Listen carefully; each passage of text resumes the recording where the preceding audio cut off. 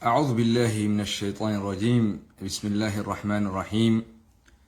الحمد لله والصلاة والسلام على رسول الله وعلى آله ومن والاه وبعد. السلام عليكم ورحمة الله وبركاته. أردفتوتا داوتوتا خينا دران درسي بقى ربنا سبحانه وتعالى ويا جمعة عيد ترباني ويا الرجال ترباني تربين بقى اسن جيسن جترا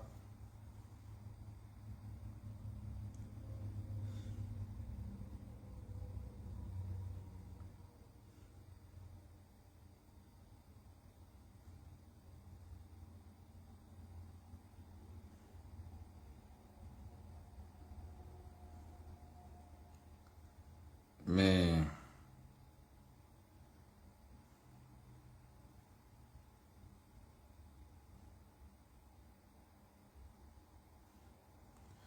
قرآن الرئيس خايف درامي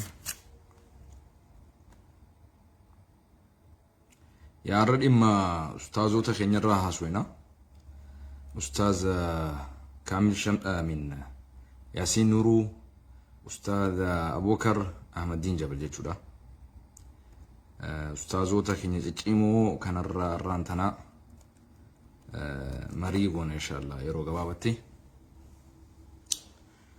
مي درا إنجليز فان جل كم نيسا كنتا خينا مالفا فانا معرفة واني هدو بچون دندنيف فانا معرفة دامسا هدو تدبر فچو واني دندنيف دي فمانا قودا إميين إثيوبيا دا دي فمانا قودا دا فانا معرفة هدو وان بينف يكرتا يتأيكوني توداج أستاذ أبو بكر توداج أستاذ ياسين نورو دزاوم توداج أستاذ أحمد الدين جبل بطعم موداچونا ما كبراچو أستاذوچه ليدروچه بارك الله فيكم. I really love you, I really respect you, but that does not mean I don't have to give you constructive criticism. Isinin jaaladhe jechuun Ustaad Ahmadiin Jabal, Ustaad Abubakar, Ustaad Yaasiin Nuruu isinin jaaladhe isinin kabaja. Akkas jechuun immoo hojii keessan hunda nin jaaladhe jechuudha miti. Akka nama ustaazota kiyyatti, akka liidaroota kiyyatti hir'ina tokko guddaa kan gartee isin hawaasa ofotti mul'istanii daleedan san sirreeffachuu qabdan yaada jedhu dhaamsa qabadhee dhufe jechuudha. So I came with a critical, constructive criticism for Ustaz Abu Bakr and for Ustaz Ahmadiin Jabal, for Ustaz Yaasiin Nuruu. With due respect and love, I really want you to consider my suggestions and my humble advice that I'm gonna throw to you. I'm really saddened, and I'm very shocked, astonished to see your posts on behalf of Ethiopian Muslim. Your posts was not appropriate. So let's put it that way. So barruu Dr. Abiyyin bagasi gammachiise jechuu isaan barreessan san akka nama tokkotti hedduu natti dhaggeeffame, hedduulleen irraa balaaleeffadha dubbisan. Maaliif ragaa qur'aana irra dhaabbadhee ragaa hadiisa irra dhaabbadhee wanti ustaazonni sadeenuu barreessan sun kan baga siin gehe baga si gammachiisee carraa bara hojii siif gaarii siif hawwina jechuun suni nama abiyyiidhaan je'amuu qabu miti. Ustaazonni keenya kun ummata ulfaataa, ummata kabajaa qabu, ummata jaalaluu biraa qabu. Nama jaalanuu fi nama kabajnu tokko qajeelfama hin kenninuuf jechuu hin jiru. إنسان ديساتي رب العالمين سبحانه وتعالى نبي محمد عليه الصلاة والسلام yeroo gargarii qajeelfama gartee bakka inni wantoonni gar irratti wal fakkaate rabbiin qajeelfama kan naafi ture. Ma fakkeenyaaf ayata irraa haasuna inna anzalna ilayka alkitaba bilhaq جاء ربي سبحانه وتعالى سورة النساء خيستي آية قرتي دبا في شنن قبرت ربي سبحانه وتعالى بفا بريدة لان نبي محمد عليه الصلاة والسلام كأجل فما خنف إنا أنزلنا إليك الكتاب بالحق لتحكم بين الناس بما أراك الله ولا تكن للخائنين خصيما. So let me start my suggestions and my request and my advice with English because የኔ አማርኛ በጣም ጥሩ ስላልሆነ በእንግሊዘኛ የተጻፈውን መልእክት ወደ ኡስታዝ አቡበከርና ወደ ኡስታዝ ያሲን ኑሩ ላስተላልፍና ከዛ በኋላ በሰፊው በአማርኛና በኦሮሞኛ እየቀላቀልኩኝ እናገራለሁ ማለት ነው። ውድ ተመልካቾቻችን እንግዲህ በዚህ ቪዲዮ ውስጥ የምታዩት መልእክት ካለ ስለ የተሰማኝን ከቁርአንና ከሐዲስ ወስጄ ዛሬ ኡስታዝ ኑሩ ያሲን ኑሩና ኡስታዝ አቡበከር ኡስታዝ አህመዲን ጀበል ለጠቅላይ ሚኒስትር አብይ እንኳን ለዚህ አበቃ ኮንግራቹሌሽን ላሉት መልእክት መልስ አለኝ ማለት ነው። ያ አባባል ከነሱ የሚጣበቅ አይደለም። እነሱ ለኢትዮጵያን ፕራይም ሚኒስተር አብይ እንደ ኡስታዝ እንደ ዓሊሞች እንደ ዱዓት ስለ ሐቅ ላይ ሆኖ ሐቅ መወሰን ነበረባቸው። ከተናገሩ መናገራቸው ካልቀራ ሐቅ መወሰን ነበራቸው እንጂ ከአብይ ጋር መቆም በፍጹም በቁርአንና በሐዲስ የሚያስጠይቅ ነው። በጣም የሚያስጠይቅ ነው። ለምን አብይ ዛሊም ነው። ሰውን የበደለ ነው።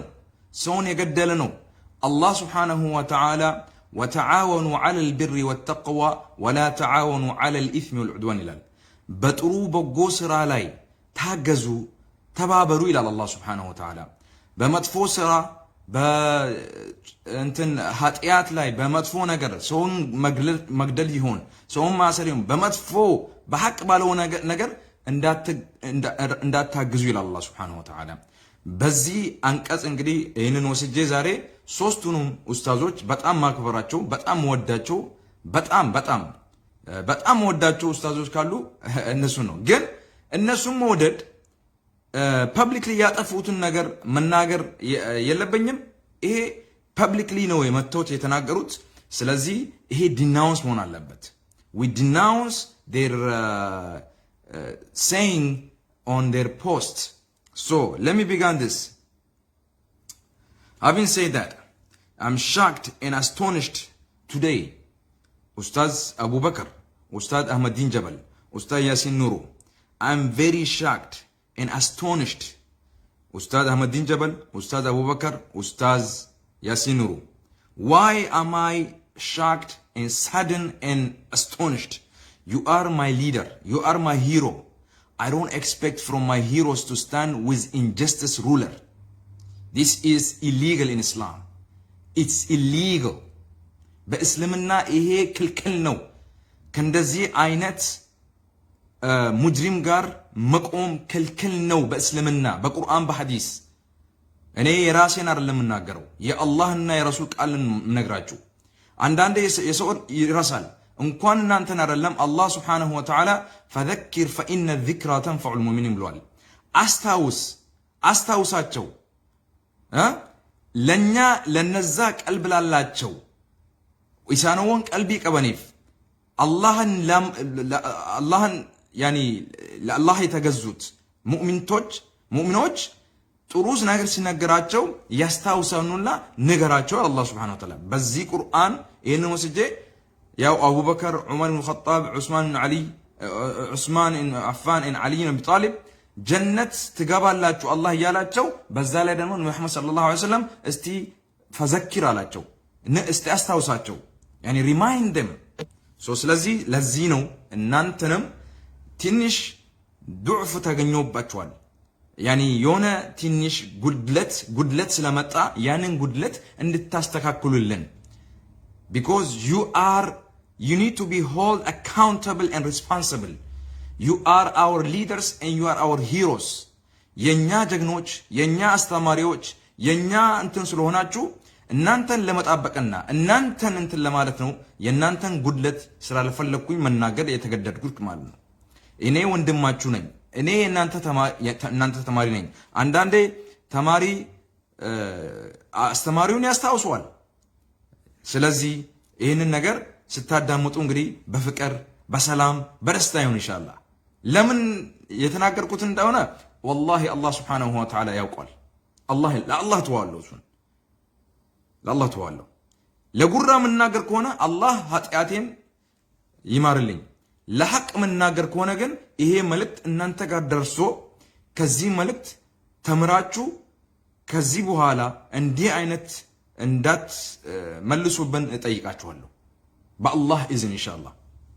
So having said that, I'm very shocked and astonished today when I have seen you standing with the African Hitler that is Dr. Abiy. He is African Hitler of today, whether you like it or not. I have a reason to say that. As you know, President Abiy Ahmed has been ally and has been a scorpion that has been killing Oromo people for the past 27 years. Consecutive years under TPLF administration. He's been working under this organization, an organization that has been killing and murdering and, prosecuting non-Oromo leaders for the past 27 years. Abiy Ahmed has been standing and working, being allied with this organization that he's fighting today. So, after we lost over 90,000 innocent people between Ethiopia, Eritrea, fake dispute border by the tens of thousands Oromo, Yus and Jawar Muhammad, the architect of peaceful movement leader, we had won the war. After Qerros and Qarres struggle, peaceful demonstration, peaceful protest. After Qarre and Qerros struggle, we were able to bring Abiy Ahmed to power. But this man, after he came to power, after 152 years of colonization, for the first time, all Muslims and Christians of the Ethiopian nation were relieved from the agony days, rape and displacements. This is Alhamdulillah, after, our struggle, all the Muslims, Dimsachin Isama, Qarre and Qerro, all struggled, put it together after all this. Before it was too long, all nations appointed Abiy Ahmed as a transitional government prime minister. He started promising he would reform all the broken laws and fix it according to the public interest. So that was his promise. He said he's gonna fix all the broken laws according to the public interest. Unfortunately, on the first day of his inauguration, he brought with him the statue of Menelik as his goods, the enemy of all Muslims and Oromo people, because his mother told him to do so. From the day one, he turned around 180 degrees and did the following crimes for humanity. In his last 3 years, presidency alone, he did the greatest heinous crime that was never done in 152 combines of all times. Abiy Ahmed's crime that he is committing right now in Ethiopia have never been done by any leaders that was before him. Although they have done crimes, but his crime was worse, much, far worse than any of the leaders that was before him. So, for example, nearly over 40 mosques, over 40 masajids were burned down or destroyed to ash, including the Qur'ans, and under Bilseganna's administration, under prosperity parties. Over 40 mosques has been destroyed, either burned down by this administration under their watch, And this is the leader that you're standing with. This is the leader that you are congratulating. Ustad Ahmadin Jabal, Ustad Kamil Shamsu.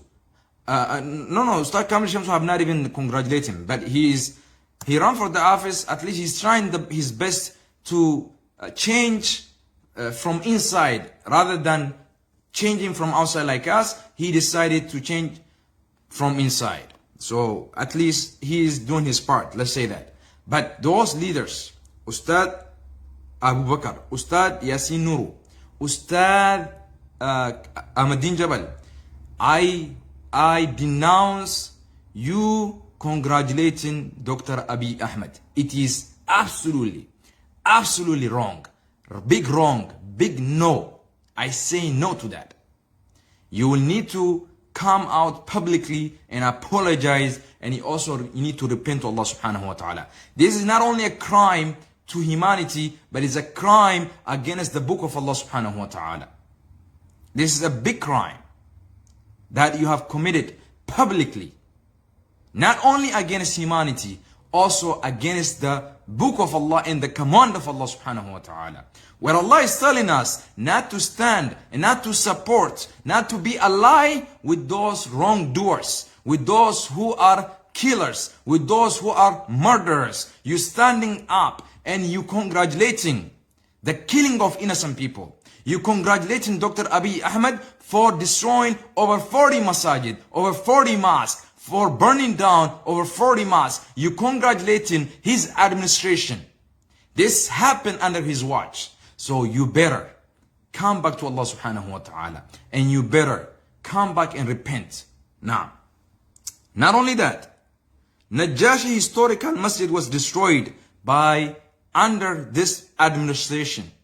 Najashi mosque, historical mosque, has been destroyed under this administration.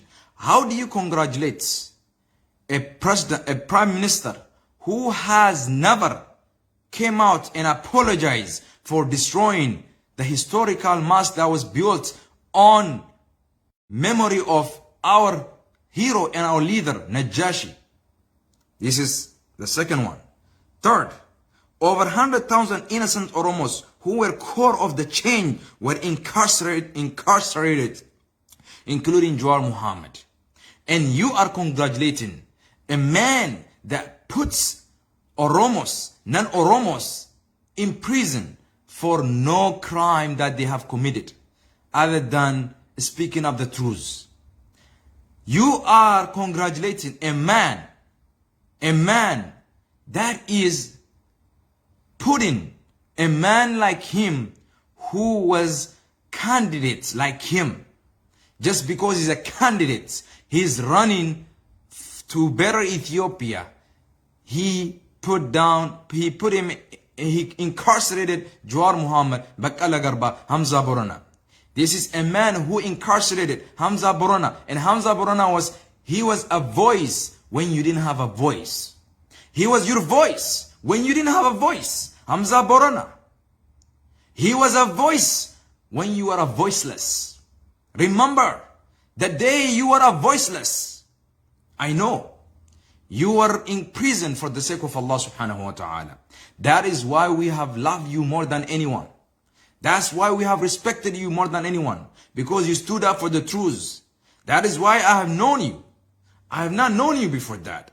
The day I have known you was the day that you stood up for the truth. That is why you were put in jail or in prison, or that's why you were incarcerated. When you were incarcerated, Jawar Muhammad was your voice when you didn't have a voice. Hamza Borana was your voice when you didn't have a voice. Today, you congratulating Dr. Abiy Ahmed, a man that puts down Jawar Muhammad behind the bar, a man that puts down Hamza Borana behind the bar. These are your true brothers. These are your true brothers. How dare? How do you congratulate your enemy and the enemy of Allah subhanahu wa ta'ala? How do you congratulate your enemy and the enemy of Allah subhanahu wa ta'ala? The enemy of all Ethiopians. How? Alright. Oromo's life also matters like any other Ethiopian lives. Why Oromo's life didn't matter to you? They were the one who was protesting, demonstrating for you in and out while you were in prison. But today, you neglected and you forgot all that. I'm very sorry. Okay. Number 4. Tens of thousands of innocent women, children, even men were raped and mutilated. And you are saying congratulations to this man? I'm very sorry. Over 150,000 innocent people were killed between Tigray and Amhara. Alright. And this is the man that you are saying congratulations. Hundreds of thousands of Oromo people were displaced. Listen up. Over 100,000 of Oromos were displaced, tortured, confiscated, killed, arrested, raped, imprisoned to keep Abiy Ahmed's ego, power, and money. For the sake of to keep Dr. Abiy Ahmed in his office, over 100,000 of Oromos, Qarri and Kerwa, have been displaced. Also have been tortured, confiscated, killed, arrested, got raped, imprisoned, just to keep Abiy Ahmed's ego and power and money. Today you congratulating this man. All nations, tribes becomes enemies toward another. Oromo and Amhara are being enemy. Somali and Oromo, Amhara, Afar, Tigray, all this Oromo, non-Oromos, Amharas, non-Amharas, Afar, Somalis, name it. They became enemy toward one another just because of Abiy Muhammad. How dare? How do you congratulate a man that is dividing us rather than uniting us? Where is the unity?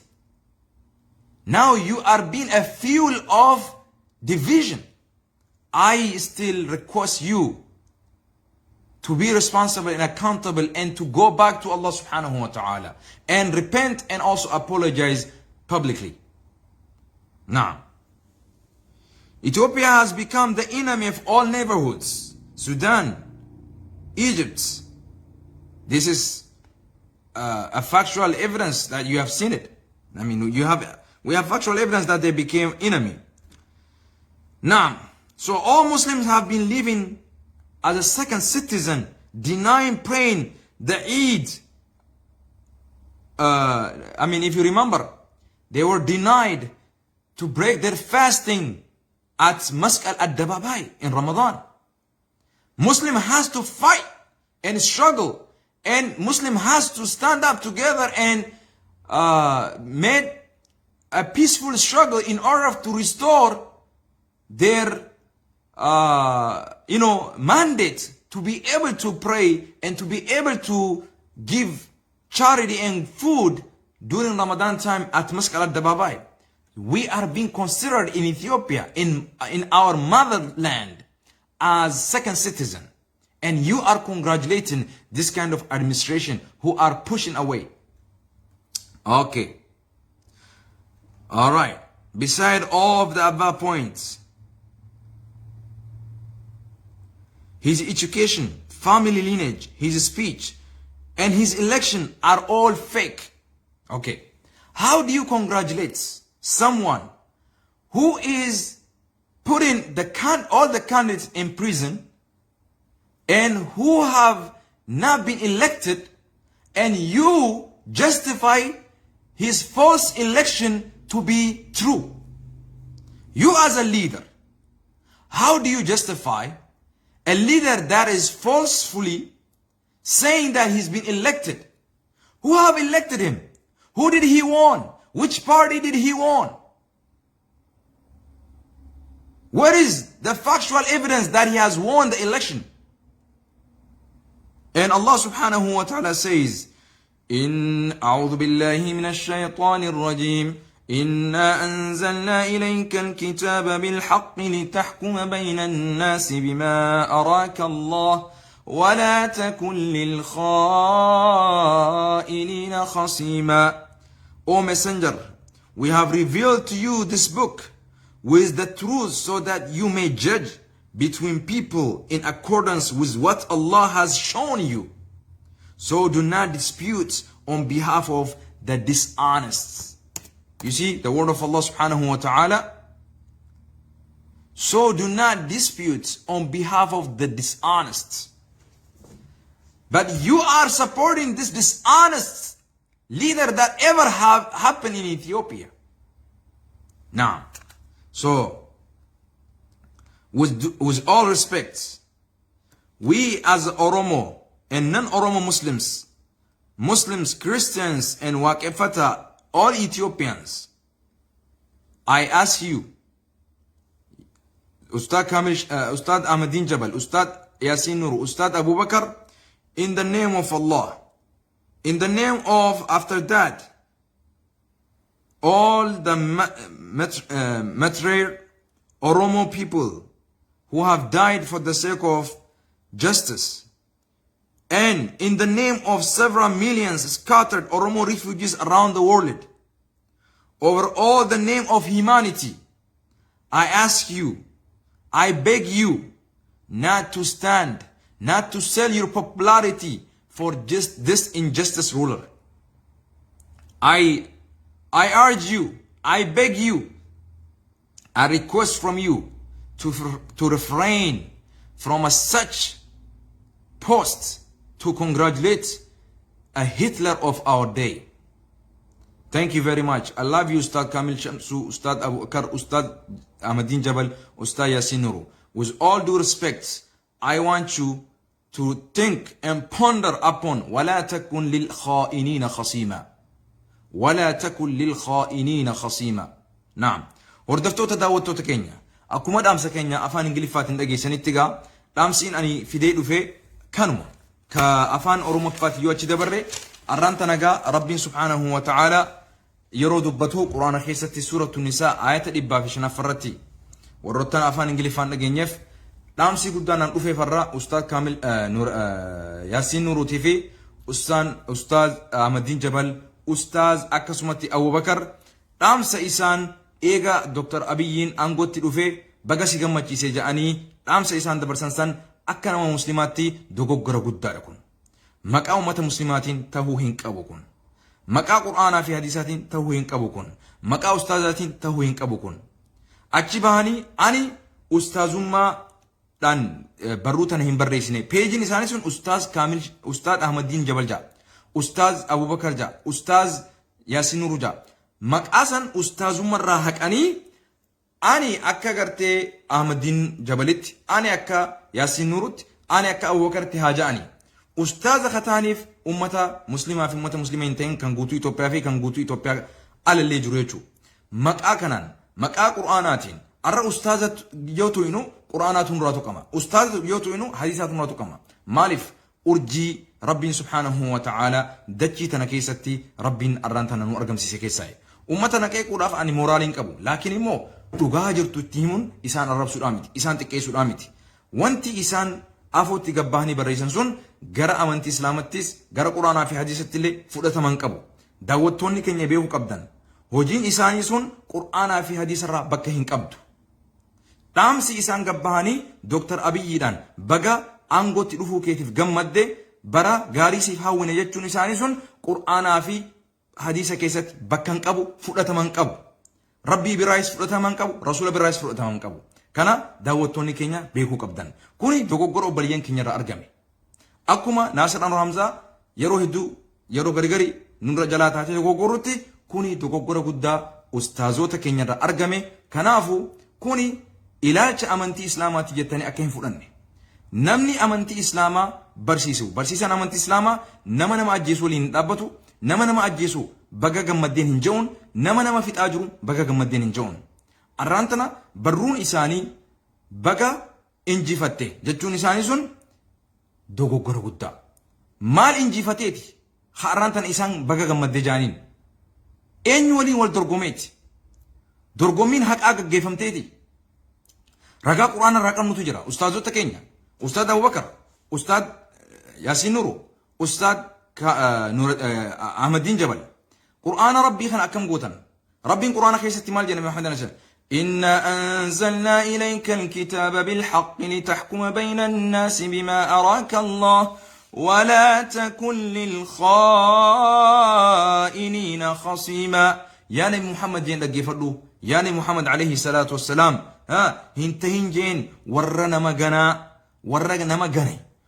مجرم توتا يجو ورا بديب الليس ورا واهاتو ورا وعبود لجو ورا وانا مميت ورا سنيف فلما هنتهيني جين ربي سبحانه وتعالى ولا تكن للخائنين خصيما جين ربي سبحانه وتعالى. سندرما جين نتي جمك كان كتاب ابو سنيج جين قرآن ربي سبحانه وتعالى إنا أنزلنا إليك الكتاب بالحق نتي قرآن خنا بر يعني محمد حق آف أكا لتحكم بين الناس بما أراك الله وان بقرى ست ملتين وان بقى ست أرقمين وان بقرتي هندويتي جدون ما أكا قرتي مرتيشتوف قرآن خنا سرتي بسنيج ربي سبحانه وتعالى إنا أنزلنا إليك الكتاب بالحق لتحكم بين الناس نتي قرآن خنا سرتي بسنيجين لغت أكا مرتي قوتو مرتي حقا قوتوتي ربي جدون مت وان ربي سبحانه وتعالى لغر سبيسين وان لغر ستي ملسين جدون مت أكا مرتي قوتوف ربي نتي قرآن سرتي بسنيجيجو الرأ أحمد جبل الرأ أستاذ أبو بكر أستاذ ياسين نورو قرآن خنان نقول تنجنة إينا قرآن خنان الرئيسان كيستي أرجني جنبنا يو هكا خمود تيستنتات أرانتنا بارتين إثيوبيا كيستي والدرقمتي هكان دكتور أحمد أبي موهاتك بارتي غمي هكان الرئي نمو هكان موهاتي يتنيك زي رقاباتنيف آية ربي خنان ما جتنجو إيغا دبتون كيسانين أولي إيغا غرتي قباتني دبيتنا دبتون كيسان أولي مالف هكاني متسين دبينتون هكامتي إسنتي فكاتي إرادي بيا ندوغو غرتني توبتا بدي قدا ربي سبحانه وتعالى نبي محمد أكس جئ أججت دبرس يا نبي محمد إنا أنزلنا إليك الكتاب بالحق لتحكم بين الناس جدون ما هكان والكت أمارا أكا مرتيسي توفين قرآن خنستي بوسجين الرئيس نيس جدون ما أكا مرتيسي نف أستاذ ربين نخيستي سنقول الربي نخيستي بكمتي في فرأتما واني سنجال ديمنوف قرآن خنان حق أمرتيسن جنتي فإيتي سني في غندم ما في بيوم ما في خنان سوانتانت قرآن في حديثان ومرتيسو دنده قبدا افتهو قبدا إسني أولتي قرآن ربي سبحانه وتعالى قبتني افتهو قبدا كان اتأمنوا كنافو يعني محمد هنتهين جين ورنا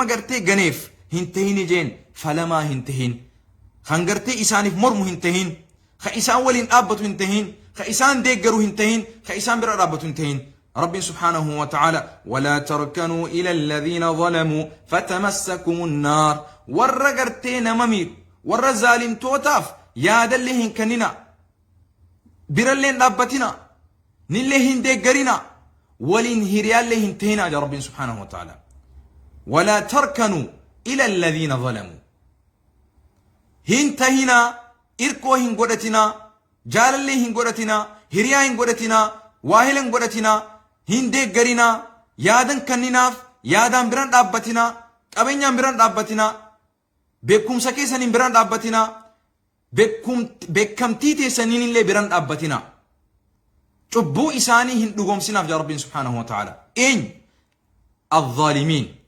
ظالم جتشو ما جتشو نما قرتي ظلمي دلقو جتشون نما لغان بكا إسن جرترا فوئي صبا بكا سن خاي جتشو نما ميدو جتشو دوبا خنافو رب سبحانه وتعالى الرئيس سيريجرا الراسيرما الرانتنا دكتور أحمد أبي موتوما إسا جالت مسجني أفرتمي أول خنقوبتي غرين خان ديغامي غرين إمو خان قرتي ورقان رافو أدمي أكمت موتوما كنا خنا قباتني إبستان تاك موتوما أمتا مسلمة أكا قرتي لمي لمدت تلال بيا أوفرت قويا سومنا ولين فترة مسكينة سنجسني تقوما خيني تلك اسنجي ورا دري مدلاس الدباباي مسكال الدباباي تي أكما دلتوتا بيا خنات مرغا قوتوك أمنا جاني وصوف إيغاني موتومان هيما إسان رووتيجو هيما إسان رووتيجو درك إيمي كان قويا بودر هيما خناني جيجو أستاذ أبو بكر قباتيتي أتوما موتوما خنا أكنا نقول إيتي دبتا تورتي موتوما خليسا كسي قوليسان أكمت أفان خمين تلانتنا أستاذ أبو بكر بأفه እጅ ከፈንጅ ወጣ የኢትዮጵያ አሁን ያለው በብልጽግና የሚመራው መንግስት ትላንትና መስቀል አደባባይ ላይ ሙስሊሞች በአንድነት ወጥቶ መስቀል አደባባይ ላይ ኢፍጣር እንዳያደርጉ ከልክሎን ነበረ። በስንት መከራ ነው በስንት እንትን ስትራግል በኋላ ነው ይሄንን እንትን እዛ እንድናፈጥር የእውቅና የሰጡን ይሄ መንግስት ልክ አይደለም ብለህ ስትናገር ነበር። በምን አፍህ ነው ዛሬ ያ ኡስታዝ ይሄንን መንግስት እንኳን አደረሰ ለዚህ ብለህ ኮንግራቹሌሽን የምትለው?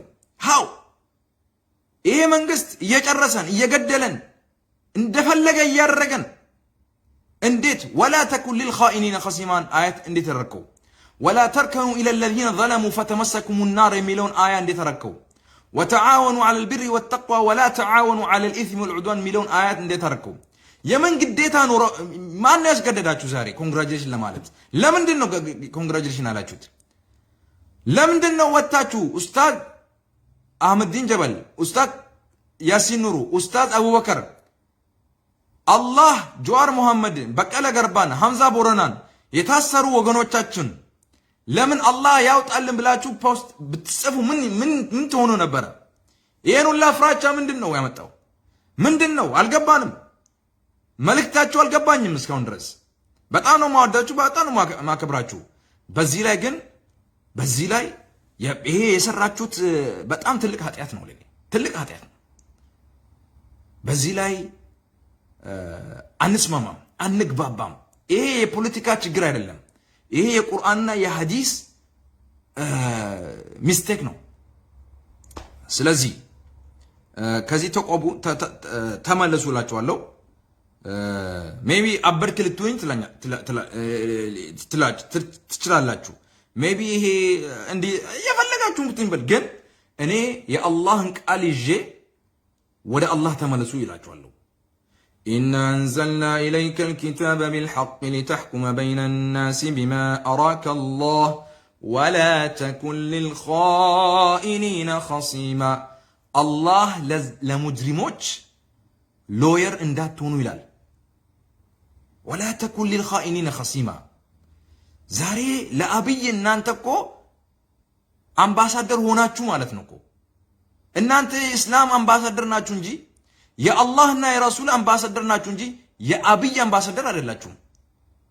የሙስሊሞች አምባሳደሮች ናችሁ እናንተ።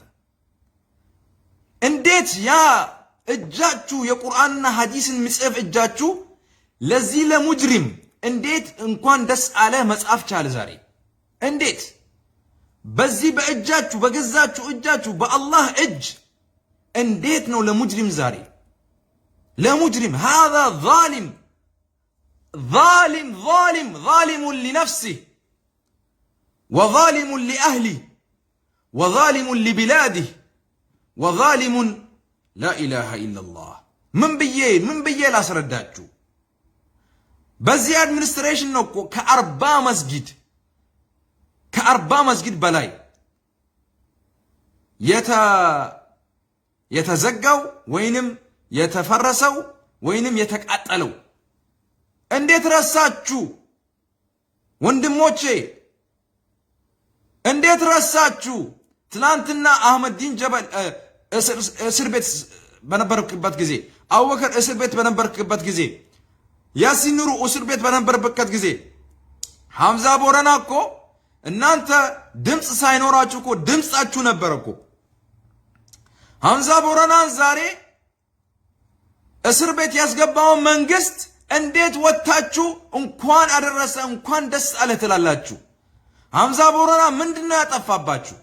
ወንድማችሁ ነው እኮ በአቂዳም ወንድማችሁ ነው እኮ ወገናችሁ ነው እኮ ያገራችሁ ልጅ ነው እኮ የሱ ብቻ ኃጢያት አይበቃችሁም እንዴ? እንዴት ዛሬ hamzaa ቦረናን እስር ቤት ያሰረውን መንግስት ትላንትና ለናንተ ድምጽ የነበረውን ወንድም ወገናችሁን ወንድማችሁን የአቂዳ ወንድማችሁን ኡስታዝ አህመድ ዲን ጀበል ኡስታዝ አቡበከር ኡስታዝ ያሲን ኑሩ ዛሬ እኮ hamzaa ቦረና እኮ ትላንትና እኮ እያመመው ሱካር በሽታ ያለው ብዙ ነገር የሰው አገር ቤት ተሰዶ እየኖረ ከዚህም ከዛም እያለ ከቤት ወጥቶ ሳያውቅ አንድ ቀን ድምጻችሁን ሲያሰማን እናንተን እኮ ያወቅነው ዛሬ እኮ በሬዲዮ በhamzaa ቦረና ነው እኮ ስለናንተ ጉዳይ በሱ ሬዲዮ ላይ አምጥቶኝ ኢንተርቪው ሲያደርገኝ ነበር hamzaa ቦረና።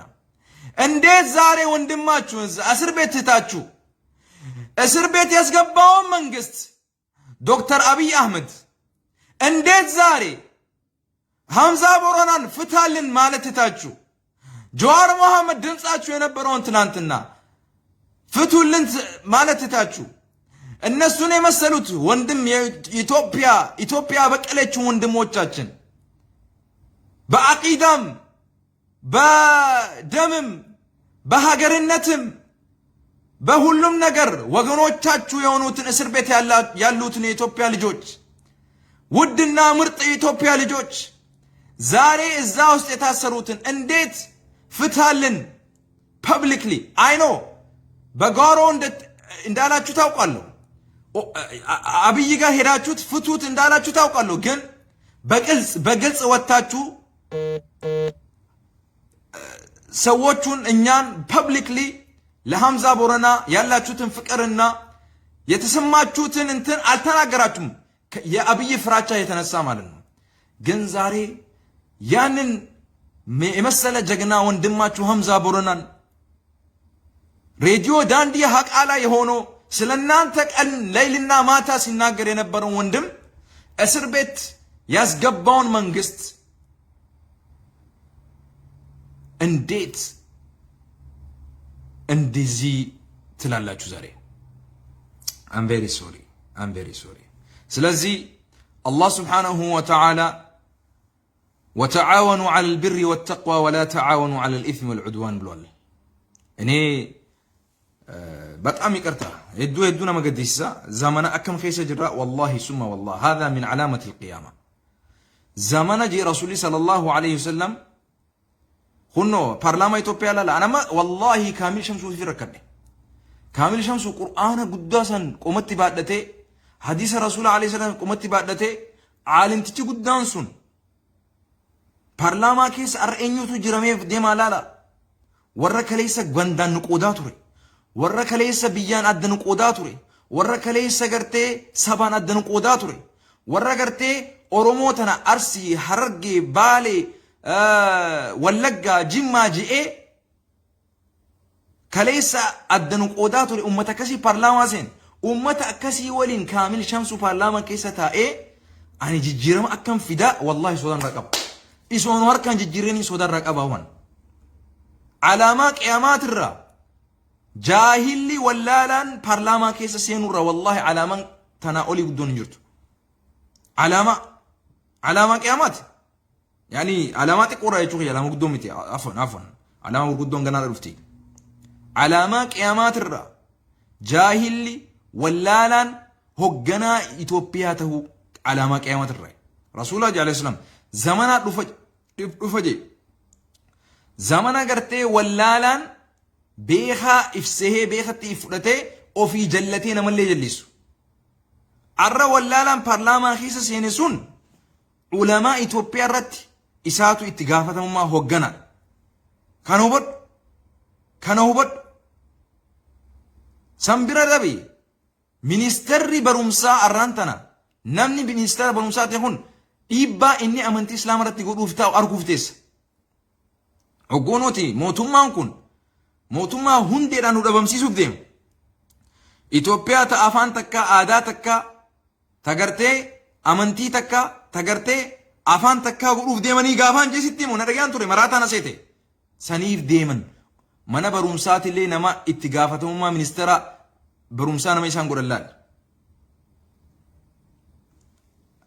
خنافو خنا أول وانين دبدي فيتو دندون جرو أستاذ ونكيا يور أمسا كنا رجيسان بليز أمسا كنا أمسا بلوماتي أمسا هبطنا الرابرتنا دبين أنجيتنا مو لارتو تلالنا دبيتي يلي تفتن جت ربي خنين أني فيد مهن تفتنا ولا تكن للخائنين خصيما ولا تركنوا إلى الذين ظلموا فتمسكم النار حديث جو رسول صلى الله عليه وسلم من رأى منكم منكرا فليغيره بيده فإن لم يستطع فبلسانه فإن لم يستطع فبقلبه وذلك أضعف الإيمان جي نمني تبو بدي ديلي وان فقوتا وان هاما أغرتن هركا كيسانين همين يسن راغاري تججيرا جي رسول صلى الله عليه وسلم يو هركان دبدن الروا كيسانين دبت داتي غرساتي ججيرا جي بدي دابا جي يو الربان دبدن قلبي دان جبا جي إرلافان إيمانا سني سلا أرانتنا أستنيتم إرلافا إيمانا قبل يتنيتم سلا أستنيت يسن رنوية توري قباتني موتما ظالما بكمتي خنون كيسان أكوان قرآن في حديثني إسانيف أسأل كيف فكاتا جج كيسان برون تيسان كنافو مكا إسلامات أكهن دبتين مكا قرآنات أكهن دبتين قباتني ديفام غافتشو قبدن كانت أمسكية بارك الله فيكم مال جيسا واماري فانكي مال تي جيسوكو أو أفانا ماري فاكي يتي كيشنا قولي جرتا أنين بيو أنين يتي بارودنا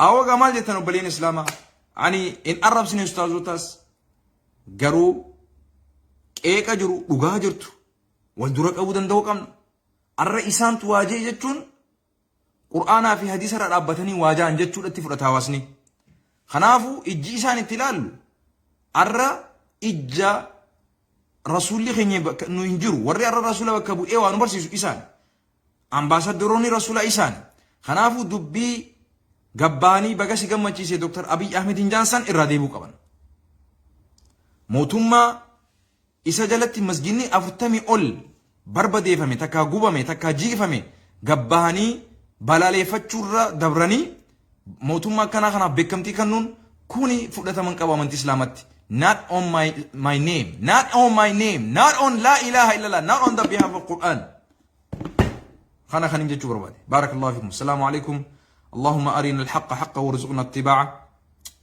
وأرنا الباطل باطلا وارزقنا اجتنابه اللهم إنا نسألك إيمانا كاملا ويقينا صادقا وعملا صالحا متقبلا وتوبة صادقة قبل الموت وراحة عند الموت ومغفرة ورحمة بعد الموت اللهم هون علينا سكرات الموت اللهم وفقنا لكل خير تحبه وترضاه اللهم واجعل أعمالنا في رضاك اللهم يا الله يا ربي هجيتني غغاري هندن رجالت يا ربي جتشا في غوتشخنيا خرب أتي يا ربي رجالة ود خسنا رسولا وفقن ود يا ربي هكرت نديبس يودو غور يا ربي نفأررم يا ربي جلئنا تو نبيسس تيرا نديبس لغا حق توت نبيسس يا ربي حق ندبچيس حق ندليس يا ربي استاذو تخنيا خناس نفقچلچ استاذو تخنيا خناس اف نبيسس دوغو غور إساني مچچ إساني تل يا ربي ردبريف يا ربي تنان إساني قبين يا ربي سغرن هدم توتا خنيا درانو باس جوار محمد هنگا في حمزة براناتين بقال غرباتين هدم توتا خنيا تكا في غدا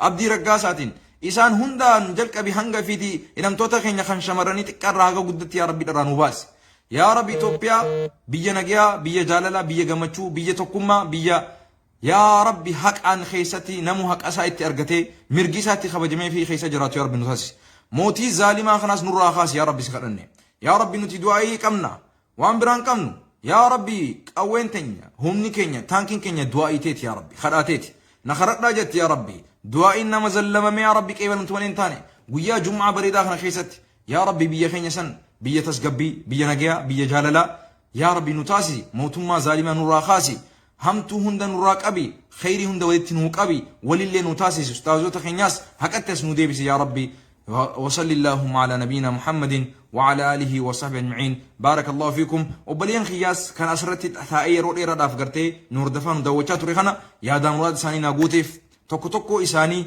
وان إسان جالتن هند ولك أبيف يا ربي سين خردا يا ربي حقرا نجراتشي حقرا نترسوسي حقرتي يونو فرقتيس الدنيا تنرنا نفردو. والسلام عليكم ورحمة الله وبركاته. I love you all. I respect you all. See you all. والسلام عليكم ورحمة الله وبركاته. በጣም ነው ማወዳችሁ፣ በጣም ነው ማከብራችሁ። የምትጠሉኝም የምትወዱኝም ሁላችሁም የኔ ወገኖቼ ናቸው፣ ወንድሞቼ ናቸው። ስለዚህ ያሲን ኑሩ፣ አህመዲን ጀበል፣ ካሚል ሸምሱ፣ ኡስታዝ አቡበከር አላህ ይርዳችሁ እላለሁ። አላህ ወደ ሐቅ ይመልሳችሁ። አላህ እንግዲህ ፍራቻ ካስገባባችሁ ፍራቻውን ያወጣላችሁ እላለሁ። የአላህ ፍራቻ ይስጣችሁ፣ የአብይን ፍራቻ ያወጣላችሁ ኢንሻአላህ። السلام عليكم ورحمة الله وبركاته.